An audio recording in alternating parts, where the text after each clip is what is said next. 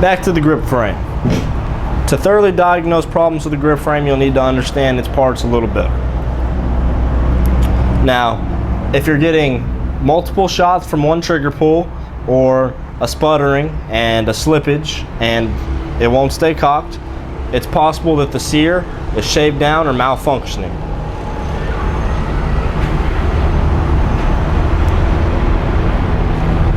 That's the sear. That's pretty much the only problem that'll arise from the grip frame, other than plastic and other pieces breaking loose or free. Now, this is the actual casing of the gun. You probably won't run into very many problems with this unless you have a stripped nut, bolt, or an actual crack in the casing. Air leaks are one of the most common problems with paintball markers. An air leak can happen various ways: wear and tear, wrong use, etc. Now, this air hose right here is made out of a braided stainless steel hose. If you have air coming out of this hose at any time, it means that it needs to be replaced. In order to do that, we're going to have to disconnect this hose from the valve, disconnect it from the air adapter, and then replace the hose, making sure that we Teflon coat it so there's no leaks. Now, with the air adapter, if you can get a closer look at the rear of it,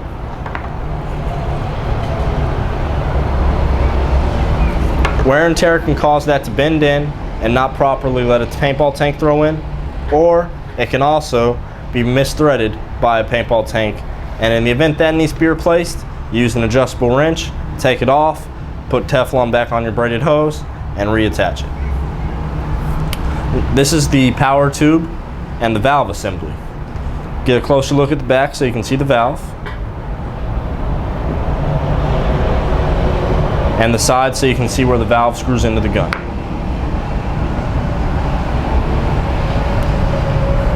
If at any point the marker is stuttering, sputtering, leaking, the chances are that you need to take this hose off and pop the valve out with a screwdriver or Allen wrench through the front side.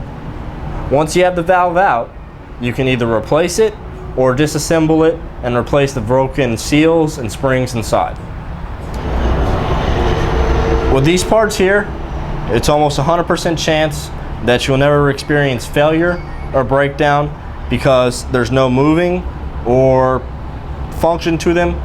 They are just making the gun operate smoothly. Now we have a few parts on the insides that have seals and O-rings that will need to frequently be replaced. One of those is the buffer O-ring. Get a closer look. This goes in the rear of the gun and absorbs recoil. One of the other parts of the seal is the bolt, back bolt. Get a closer look, the seal on top.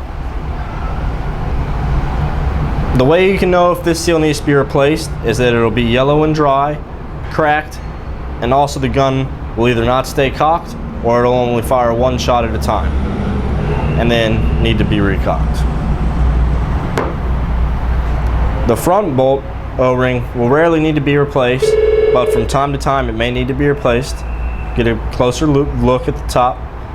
The way you can tell this ring needs to be replaced is it'll be dry, oversized, or cracked, or missing.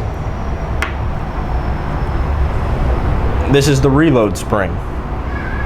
Now, this may need to be replaced from time to time. It could break, or after so much use, the spring wears out and becomes small and does not allow the gun to cock and shoot properly. Here we have the ball deton. This will need to be replaced occasionally. It'll wear down. It's double-sided, so when one side wears down, it can be flipped over, and when that side wears down, it'll need to be completely replaced. You know that this needs to be replaced when A, it's missing, or B, more than one ball is being allowed to load in the chamber at one time.